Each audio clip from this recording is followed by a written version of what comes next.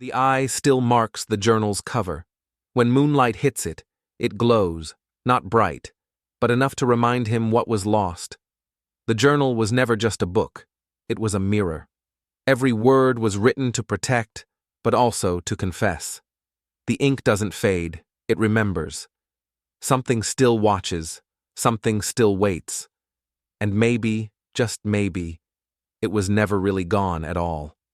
This is the episode where evil never dies. He returns to the forest, walking the same path as before. The silence feels different now, lighter. He leaves the journal on the stump where he once found it. The wind moves gently through the trees, carrying no voices this time, only peace. He pauses near the clearing where the triangle once appeared, where the world once cracked open. The grass has grown back, but the air still hums, faint and electric. There's nothing here to see, yet he feels it, an invisible weight pressing down, a reminder that some things don't leave, they linger.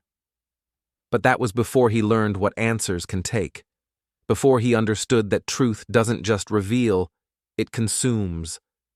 Now he walks slower. He listens more. He hesitates before opening old doors, because some doors don't lead to discovery. They lead back to him. The boy who once wanted to see everything now fears what still watches back. And that's how it happens, the shift from seeker to survivor. Dipper didn't lose his curiosity. He just learned the cost of feeding it. This isn't just a story about a demon returning. It's a story about what that demon left behind. He still keeps the journal close, though it's only a copy now, blank pages where words used to be. Sometimes he opens it, hoping for silence, but the pages hum faintly, like they remember what they once held. He closes it fast, pretending he doesn't hear it, and when the sky flashes during a storm, just once, he looks up and swears he sees a triangle of light fading into the clouds. For a second, his chest tightens. Then he looks away, pretending it was nothing, because pretending is easier than remembering. He acts like the story is over, but every instinct says it isn't. He still looks. He still listens. Because deep down, he still believes. The journal was never just a book. It was a mirror. Every line written in it was a reflection of fear disguised as discovery. Every warning was a confession. It wasn't made to protect the town. It was made to remind its writer that knowledge always asks for payment. To Dipper, it once meant hope, proof that the world could be understood if you just looked hard enough. But now, it's something heavier. The ink feels alive. The pages pulse like memory. The journal doesn't tell him what's coming next. It reminds him of what he woke up. The journal taught him that curiosity opens more than doors. It opens you. And once something looks inside, it never truly leaves. He doesn't search anymore. Not because the mystery is solved, but because he's learned to live beside it. The questions still whisper, but he's stopped answering them. Some truths, he's realized, aren't meant to be solved. They're meant to be carried. At night, when the woods hum and the stars look wrong, he doesn't reach for the journal. He just breathes. He lets the silence speak, and for the first time he listens without needing to understand. Maybe this is what peace really is. Not safety, but surrender.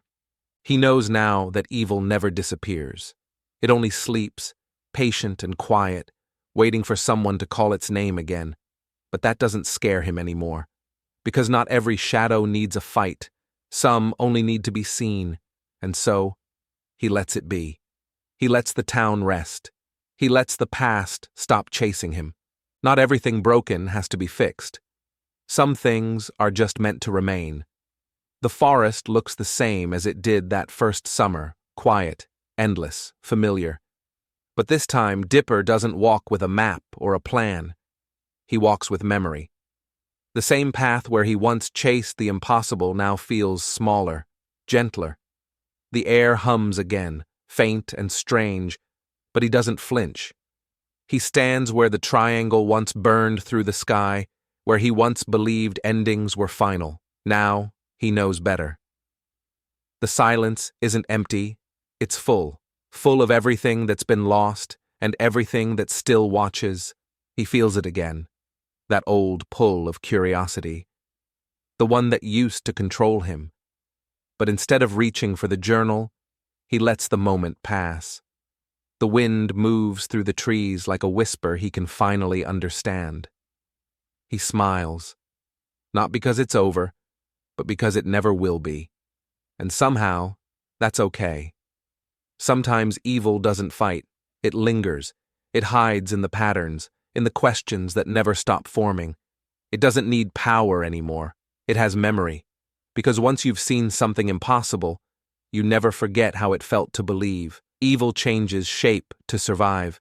It becomes stories, rumors, even lessons. It becomes curiosity itself, waiting for another mind brave or foolish enough to follow its path. The truth isn't about destroying darkness. It's about seeing it clearly and still choosing to walk forward. Because some shadows stay, not to haunt us, but to remind us what we survived. The journal rests on his desk now, closed and quiet. Once it was a weapon, a doorway, a curse. Now it's just paper and ink, proof that knowledge can be both a gift and a wound. Every line once burned with meaning, every sketch felt alive, but now it breathes only silence. The chaos it carried has settled, and in that stillness, there's peace. The eye on its cover doesn't feel like a warning anymore.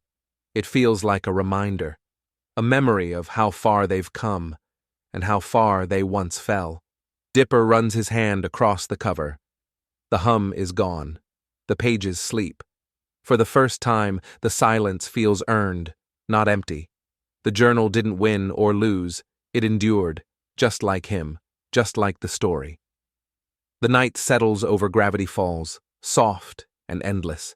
The wind hums through the pines, carrying that same faint rhythm, the one that never truly stopped. Somewhere in the dark, an eye flickers for a moment, then fades. Maybe it's just a trick of light. Or maybe some stories don't end at all, they just wait for someone new to find them. Because in this town, every silence hides a secret, and every ending is only a pause.